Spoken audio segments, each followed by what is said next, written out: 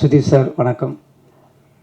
இந்த படத்தின் கதாநாயகன், எதிர்காலத்தின் நம்பிக்கை நட்சத்திரம் சண்முக பாண்டியன் அவர்களுக்கும் வணக்கம். சசி சார் வணக்கம் சார். கஸ்தூரிராஜ் சார் வணக்கம். அப்புறம் கழகத்தை தன் தோளில் சுமந்து கொண்டு வந்திருக்கும் பிரபாகரன் அவர்களுக்கும் வணக்கம். கேப்டனின் அன்பு தம்பிகள், சகோதரிகள், தமிழகம் என்றும் இருக்கும் அனைவருக்கும் எனது வணக்கத்தை தெரிவித்துக் கொள்கிறேன். கேப்டன் ரொம்ப நாள் மட்டும் எனக்கு அறிமுகம் நினச்சிட்டு இருப்பீங்க, கிடையாது. ரொம்ப நாளுக்கு முன்னாடியே எனக்கு ஒரு பரிச்சயம். ரசிகனா தியேட்டரில் இருந்தது வேற. அது உங்களை மாதிரி நானும் அவரை ரசிச்சிருக்கேன். கேப்டன் பிரபாகரன்லாம் 50-60 தடவை பார்த்துருப்பேன். டெய்லி நைட் ஷோ முடிஞ்சதுன்னா போய் உட்காந்துருவேன் அந்த தியேட்டரில், திருப்பி பார்த்துட்டு இருப்பேன். நான் மட்டும் கிடையாது, மொத்த ஆடிட்டோரியமே ரிப்பீட். எல்லா டயலாகும் வர்றதுக்கு முன்னாடியே கிளாப் பண்ணிக்கிட்டே இருப்பாங்க. அந்த மாதிரி பார்த்துட்டு இருந்தேன். இன்னும் சொல்லப்போனால் ஒரு இன்னைக்கு நான் என்ன சொல்லுவாங்க, நீங்கள் உங்கள் படத்தில் வில்லன்லாம் ஹேண்ட்ஸமாக இருக்காங்க, வில்லன்லாம் ஹீரோவோட அழகாக இருக்காங்களே எப்படின்னு சொல்லி. ஆனால் வில்லனை ஒரு ஹேண்ட்ஸமாக ஒத்துக்கிறதுக்கு ஒரு ஹீரோவுக்கு ஒரு பெரிய நம்பிக்கை வேணும். நீங்கள் அதை யோசிச்சு பார்த்தீங்கன்னா அதெல்லாம் அந்த ட்ரெண்டில் ஆரம்பிச்சது கேப்டன் அவர்கள் தான். கேப்டன் அவரோட வில்லன்கள்லாம் பார்த்தீங்கன்னா பயங்கர அழகாக இருப்பாங்க. அதுக்கு முன்னாடிலாம் அப்படி இருக்கவே மாட்டாங்க. அந்த ட்ரெண்ட் ஆரம்பிச்சது கேப்டன் அவர்கள் தான். சத்யராஜ், சரத் சார் ஆகட்டும், இன்னும் நிறைய பேர் சொல்லிகிட்டே இருக்கலாம். அவரோட கம்பெனியில் அவர் அறிமுகம் செய்தவர், அவர் எவ்வளோ பெரிய இது. அதுக்கப்புறம் நான் கலைமணி சார்கிட்ட ஒர்க் பண்ணும்போது செட்டுக்கு போயிருக்கேன். கருப்பு நிலா செட்டு தான். அப்போ அவர் டைலாக் கலைமணி சார், நான் அசிஸ்டண்டாக இருக்கும்போது செட்டில் போவேன். ஸோ மூலையில் இருக்கும்போது லைஃப்பில் ஃபஸ்ட் டைம் கேப்டன் நான் பார்க்குறேன். ஸோ அப்படியே பார்த்துட்டு இருக்கும்போது சும்மா சாதாரணமாக அப்படி இருந்துட்டு இருப்பார். ஸோ நின்றுட்டு இருக்கும்போது என் முன்னாடி ஒரு பிளேட் வந்துச்சு, சின்ன டம்ளரில் இருந்தது. என்னன்னு பார்த்தா ஸோ மோர் அப்படின்னு நினச்சி குடிச்சு பார்த்தா ஹார்லிக்ஸ். என்னோட அது நம்ம ஒரு அசிஸ்டண்ட்டுக்கு ஹார்லிக்ஸ் நம்ம கொடுப்பாங்க ஒரு கம்பெனிலன்னு அப்படி குடிச்சிட்டு, ஒருவேளை வேற யாருக்கும் வாங்கினது மிச்சமா, சரி ஓகேன்ட்டு இப்படி போய் தனியாக குடிச்சு அந்த பக்கம் பார்க்குறேன். ஒரு பெரிய ஸ்டவ்வில்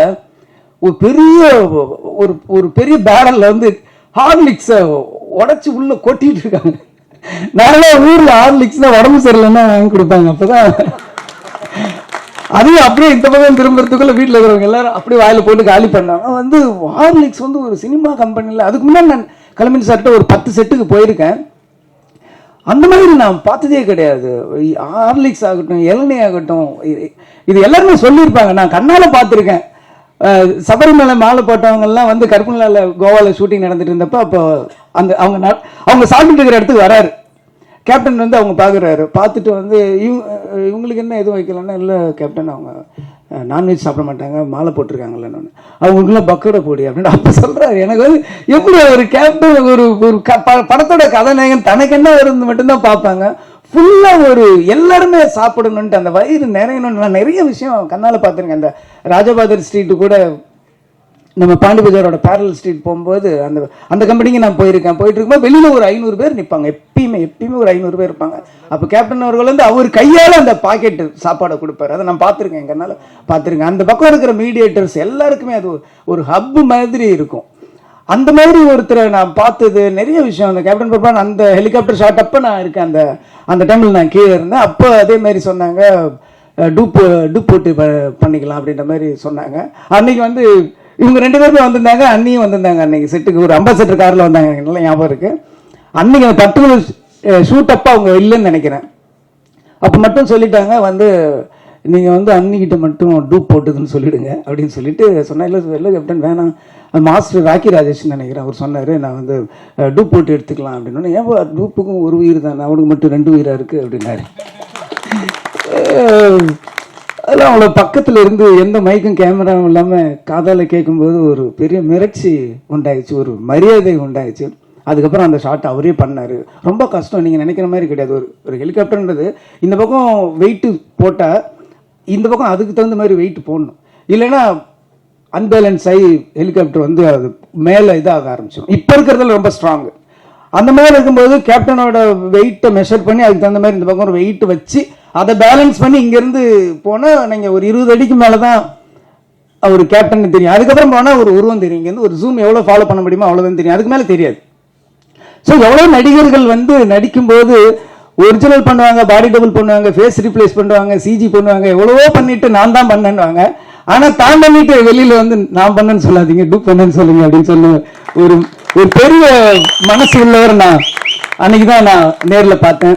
அதுக்கப்புறம் ரமணா உருவாகுச்சு. ரமணா உருவாகும் போதும் சரி, ஃபைட் சீன்லாம் பார்த்தீங்கன்னா ஃபைட்டர்ஸ் எல்லாரோட பேரும் தெரியும். எல்லாரும் சின்ன சின்ன ஃபைட்டரு, அந்த கம்பி கட்டுறவங்க, ரோப் இருக்கிறவங்க எல்லார் பேரையும் எல்லாருக்குமே தெரிஞ்சிருக்கும். அப்போ அந்த கம்பி ரோப்லாம் அப்படின்னும் போது நீ ஃபைட்டருக்கு வேணா எனக்கு வைக்காது அப்படின்றவார். என்னன்னா இல்லை நான் இன்ன வரைக்கும் நான் ஒரிஜினலாக தான் பண்ணியிருக்கேன். நான் ரோப் வச்சு பண்ணேன்னா இதுக்கப்புறம் பண்ணது எல்லாமே நான் பண்ணது இல்லைங்கிற மாதிரி அர்த்தமாயிடும் அப்படின்னு சொல்லி எல்லாத்துக்கும் பார்ப்பாரு. ஃபைட்டர்ஸ் பண்ணும்போது உட்காந்துருப்பாரு. கேரவன்னு ஒன்று கிடையவே கிடையாது. ஒரே ஒரு சீன் வந்து ரெடில்ஸில் எடுத்தேன். அப்போ ட்ரெஸ் சேஞ்ச் பண்ணுறதுக்கோ காஸ்டியூம் சேஞ்ச் பண்ணுறதுக்கோ ஒரு இடம் இருக்காது. ஏன்னா ஃபுல்லாக அந்த ரெடில்ஸ் அந்த ஒரு ஹில்ஸ் மாதிரி இருக்கும். அந்த ஏரியாவில் வந்து ஒரே ஒரு கேரவன் மட்டும் அவர்கிட்ட தெரியாமல் நாங்கள் சொல்லிட்டோம். அதுக்கு அவ்வளோ திட்டினார். யாரை கேட்டியா கேரவன் சொல்லி? இன்னைக்கு போய் ஒரு ஷூட்டிங் போனீங்கன்னா ஷூட்டிங் அங்கே நடக்குதுன்னா 1 கிலோமீட்டர் கேரவன் ட்ரெயின் மாதிரி நிற்கும். அவ்வளோ பேருக்கு கேரவன் இருக்கிற இடத்துல அன்னைக்கு ஒரு நாள் கூட கேரவன் யூஸ் பண்ணதே கிடையாது. ஒரு நாள் யூஸ் பண்ணேன். அவர்கிட்ட கேட்காம நான் தான் சொன்னேன், காஸ்டியூம் சேஞ்ச் பண்ணணும், க்ரௌடு வரும், உள்ளே வந்தால் அவர் அங்கே வந்தாவே இங்கே பட்டாசு வெடிக்க ஆரம்பிச்சிடுறாங்க. ஸோ அதனால் நீங்கள் வந்து கேரவனில் இருங்கன்னா ஒத்துக்கவே மாட்டேன். கேரவன் ஆக்சுவலி அன்றைக்கி சும்மா தான் இருந்துச்சு.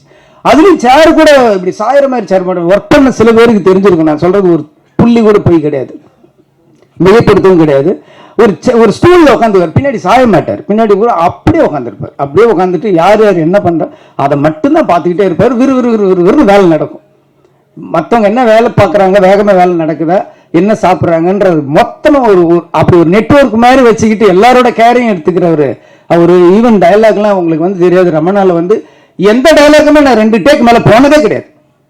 எந்த டயலாக்குமே 2 டேக் மேலே நான் போனதே கிடையாது. கேப்டன் மேடல் அப்படி பேசுவார், இப்படி பேசுவார், என்ன எதுன்னு அன்னைக்கு நான் பார்த்தப்ப நீங்க வந்து அந்த சீஃப் மினிஸ்டர் அந்த ஒரு லிஸ்ட் சொல்லுவார், தமிழ்நாட்டோட லிஸ்ட், அந்த புள்ளி விவரம்லாம் சொல்லுவார். 2 டேக் போச்சு. ஒரு கேமரா வந்து கரெக்டாக செட்டில் ஆகல, அதனால 2வது டேக் போச்சு. ஆனால் ஃபுல் நம்பர் டயலாக் கூட நம்ம சொல்லலாம். நம்பர்ஸ் சொல்றது ரொம்ப கஷ்டம். தமிழ்நாட்டில் இத்தனை ஹாஸ்பிட்டல், இத்தனை போலீஸ், இத்தனை பெட்டு, இத்தனை பேஷண்ட், ஓட்டுரிமை இருக்கிறவங்க, ஆம்பளை பொம்பளை சொல்ல அந்த நம்பர் சொல்றது நம்ம வந்து ஒவ்வொரு இடையும் போய் செக் பண்ணி எழுதிடலாம். நம்பர் எழுதுறது ஈஸி, என்னால சொல்ல முடியாது. ஒரு அப்படியே ஃபுல்லா பண்ணிட்டு டயலாக் எடுத்தாரு. இதை மட்டும் எனக்கு 2 நாள் முன்னாடி டயலாக் கொடுத்துருன்னு சொன்னாரு. 2 நாள் முன்னாடி டயலாக் சொன்னா ஃபுல்லா பண்ணாரு. 2 டேக்ல சிங்கிள் ஷாட் நீங்க பாத்தீங்கன்னா தெரியும். அப்படியே ட்ராலி ஃபாலோ பண்ணிட்டே இருக்கும். சிங்கிள் ஷாட்ல முடிச்சாரு. டயலாக் ஆகட்டும், நடிப்பாகட்டும், ஃபைட் ஆகட்டும், அவருக்கு ஈடு இணை யாருமே கிடையாது. கதர் சட்டையாலும் காக்கி சட்டையிலும் அப்படி ஒரு அழகனை இந்த தமிழ்நாடு முன்னாடி பார்த்துருக்காரு. நல்லா யோசிச்சு பாருங்க. நீ கதர் சட்டையில போட்டு வந்த அந்த அழகு அப்படி பார்க்கறதுக்கு கண்ணு பத்தாது. காக்கி ட்ரெஸ் அந்த போலீஸ் யூனிஃபார்ம் பார்த்தா அந்த கம்பீரத்தை பார்க்கறதுக்கு கண்ணு பத்தாது. அப்படி ஒரு ரியல் போலீஸு கூட நம்ம இந்த மாதிரி வரணும்டா அப்படின்ற மாதிரி ஒரு இன்ஸ்பிரேஷனா இருக்கிற உருவம் தான் கேப்டன். நிறைய பண்ணாரு. அதுக்கப்புறம் என்னுடைய திருமணத்துக்கு வந்தாரு.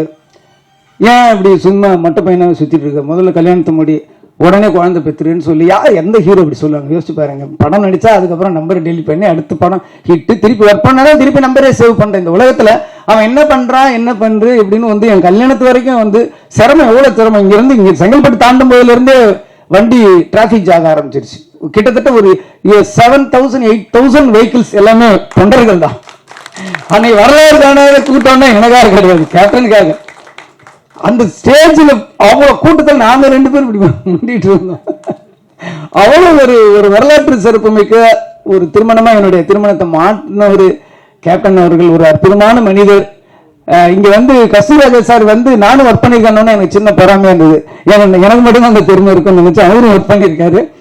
ஸோ அந்த ஒரு மனிதரை வந்து நம்ம அவ்வளவு பக்கத்துல இருந்து என் வாழ்க்கையில் வந்து நான் 1 வருஷத்தை அவரோட கழிச்சிருக்கேன் போது அந்த ஒவ்வொரு நினைவுகளும் என் வாழ்க்கையில் எப்பயுமே எதிரொலிச்சுக்கிட்டு இருக்கும். அவர் குரல் எப்பயுமே என் காதில் கேட்டுக்கிட்டே இருக்குங்கிற போது எனக்கு ரொம்ப அதை விட ஒரு பெருமை என்ன இருக்க முடியும்?